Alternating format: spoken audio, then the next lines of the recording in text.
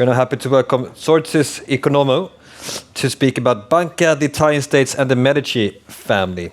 Sortsis has a PhD in Italian from the University of Venice and is also a lecturer at Stockholm University. Please, Sortsis. Thank you very much, and thank you very much for the invitation. I will try and begin immediately.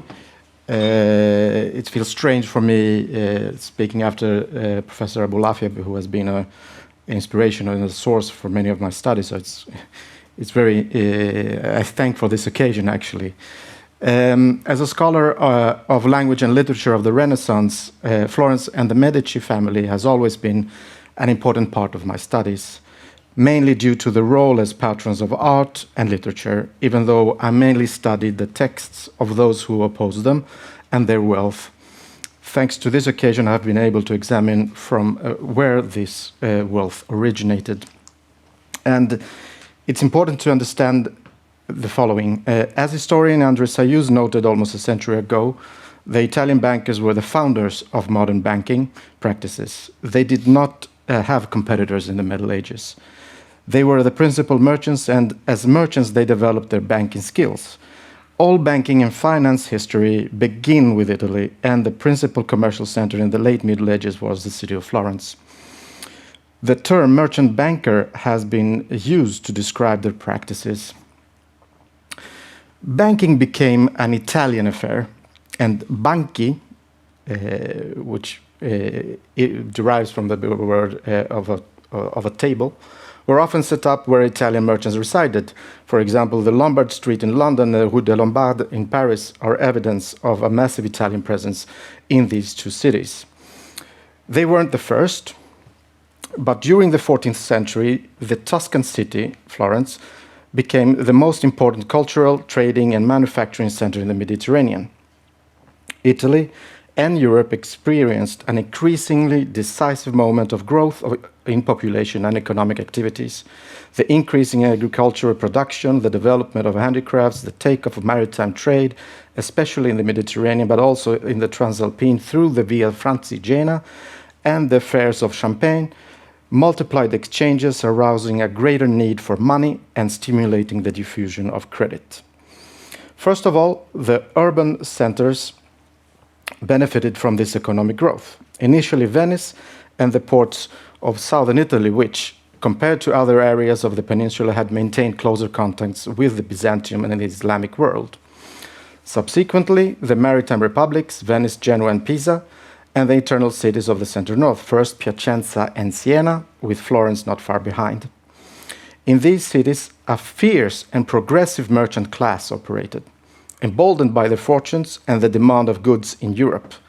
This is apparent in Boccaccio's Decameron, where the bourgeoisie, the new class of merchants and business owners, is often celebrated, and we have an image of their prosperity, their moral attitudes, their virtues, their vices. They have an open-minded attitude and are the bearers of intellectual wit.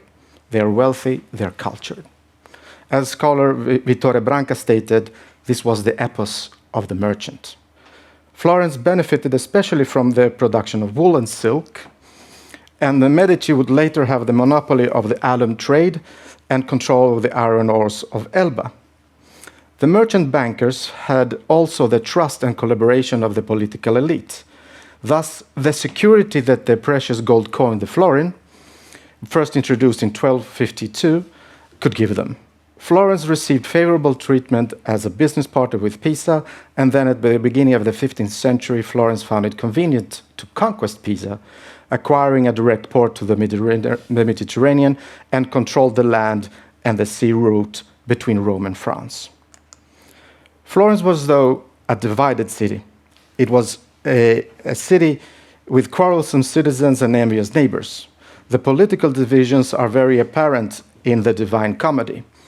So when Dante, after having met with 5 thieves in the 8 circles of hell, exhales a condemnation of the whole city.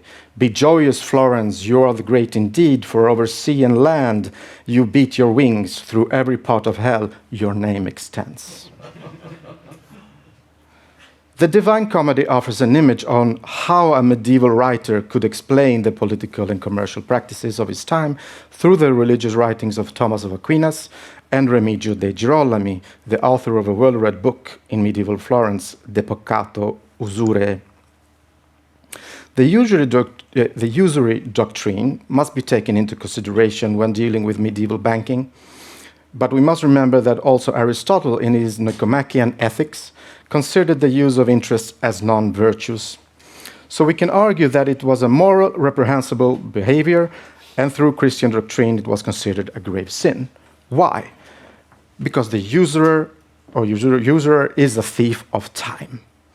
Time is, of course, a resource that belongs to God and not to man. Therefore, the usurer commits theft to the detriment of God. In fact, the usurer does not sell anything if he lends a sum of money he should obtain. In the same way, the same amount of coins that he has given, nothing else. Instead, he claims in return in proportion to the time by which the money is being retained by those who poorly requested it. A fee that is not written in no natural law in that of the Holy Scriptures. These are also the considerations made by Dante. The usurers are sinners. Money for them is not the result of a man's work and sweat, and the retaliation is that they lived a life calmly without any effort, that they sat at their benches making illicit gains, that they must, contrariwise, suffer the pains of enduring rain or fire that falls from above while they are seated and motionless on the scorching sand. And the bankers did everything to abstain from taking interest. The bankers were able to move around the restrictions by issuing various forms of compensations, the most popular being the exchange of bills. And the bill of exchange as a credit and transfer instrument required 4 parties, 2 principals and 2 agents, in 2 cities, using 2 different currencies as follows. This is very particular. The first principal in city A, the deliverer, what was it say, 1, lends money in A's domestic currency to the second principal. The taker, by number 2, buying from him a cambio, or a bill of exchange, drawn upon the taker's agent in the city B, the payers, or drawee. The bill is made payable in local currency of city B at 1 to 3 months of usance to the deliverer's agent there, the payee. Number 4. Since this was a commutation of money, any interest taken would not be considered as such term of usury. The change rate could therefore be between 10 to 40%. It is a complicated procedure and it exposes both parties to losses. But the practice shows that there was trust between them in order for it to work. And the Medici, according to the records, didn't take a loss once. Can the Medici patronage of art and architecture be seen through the notion of penitence for their borderline activities as usurers? Dante suggested that the usurers went to hell, and a masterpiece like the Scrovegni Chapel in Padua was not deemed enough to save the damned soul, even though the Pope granted an indulgence to whoever visit the chapel. So we can understand why Cosimo de' Medici endowed the monastery of San Marco in Florence, and Giovanni Tornabuoni built the chapel that bears his name, Santa Maria Novella. During the Middle Ages, there were 3 types of banks: banchi di pegno, banchi di minuto, banchi grossi. The banchi di pegno were more inclined to the sin of usury. Therefore, they were taxed by Florentine authorities, and they could not be members of a guild. Only the big bankers could participate in the guild, the arte di cambio. The most famous banks were Banchi Grossi, but the Medici banks held also a Banco a Minuto in Florence. But it was rare for the international banking corporations to open local banks because it could give them bad reputation as usurers. The banks could also have deposits a discrezione, which was very important for the Medici. A person could deposit a sum to the bank and would receive a gift of gratitude once a year, usually 10% of the sum invested. This was also considered usury, but it was allowed by the church, and the Pope himself had money invested in the Medici Bank. This required also a large amount of trust, and the names were usually kept secret in the so-called secret ledger. The Medici had an impeccable organization, laying out the foundations of economic and financial activities for the modern world. To these merchants are accredited the invention of double-entry bookkeeping. They developed the use of bill of exchange and experimented with insurance practices. But when Luca Pacioli, a mathematician, published his work explaining the double-entry bookkeeping in 1494, the practice had already been in use for at least half a century and probably was invented in Venice around 1440. And because of these practices, we are able today to follow the actions of bankers of the Renaissance. This is, for example, the case of Francesco Dattini, whose archive has given us invaluable information about his banking activities. Dattini is also credited of creating the first partnership system in 1383, and choosing the right partners was essential for the survival of the bank. The Medici, who originated from the village of Mugello outside Florence, could accumulate wealth at the end of the 14th century through their merchant activities. After decades of political turmoil, the city had found some political truce, and Giovanni de' Medici was able to establish his banking activities in 1397. Our knowledge of his and his son Cosimo's practices and actions are well attested through the Book of Secrets, which was found in Florentine archives in 1950.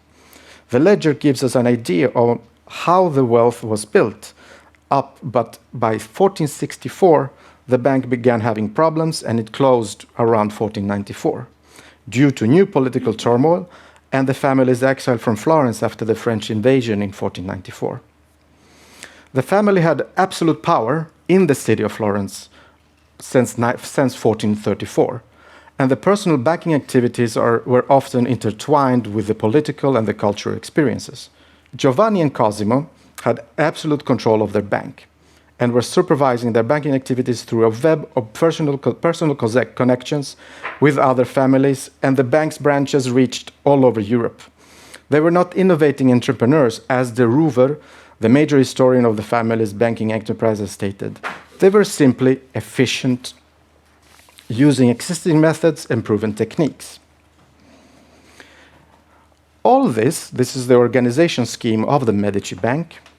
All this could be done through trusted companions and partners who had invested in the bank, like the Bardis, the Portinaris, the Sassettis, and of course the Tornabuonis, the managers of Medici's Roman branch. Between these men, there were often a tacit agreement that we can define with an ancient saying, do ut des. I'll give you so that you will give me back. Through marriages, these contacts became even more important. The search for a bride for Lorenzo de' Medici broke that rule when he wed Clarissa Orsini. The Roman family Orsini did not bring wealth or business partners. It brought the enhancement of social status through the Roman nobility. The family's social aspirations grew for each generation. From the epistolary material, we deduce that Giovanni Tornabuoni's loyalty to the Medici and the important role he played within their business system, especially in the decades in which the Banco's activities were placed at the service of the Medici of growing political influence. After Cosimo's death, his son Piero was not ready to assume control of the banking enterprise. Following the bad advice of Dietisalvi Neroni, he adopted a policy of contraction instead of expansion, and began to call in loans, which instead provoked a series of bankruptcies, since many were unable to pay. Bankruptcies are very often occur during this period. To reach a conclusion, Cosimo's trusted men were not able to save the bank, but investments by the Portinari in Brussels closed that branch, and the death of Francesco Sassetti brought a lot of problems for the Medici Bank, since he controlled many of the bank activities abroad. After Sassetti's death and the Medici exile, Giovanni Tornabuoni was not able to continue the bank activities, and following his death, probably in 1497, the Banco de' Medici ceased operations completely. The Medicis knew the value of trust of their business partners. Trust was personal. trusted companions brought the Medici to economic and political power, while the trust in the wrong people brought the bank to its collapse. And a bonfire of vanity, organized by Florence's new ruler, the friar Savonarola, on April 7th, 1497, destroyed much of the wealth that the Medici family had built up in the previous 100 years. Wealth that had been invested in art, architecture, and luxury items. The Medici had left the city, and upon their return 10 years later, they were not interested anymore in banking. They were only interested in ruling. Thank you.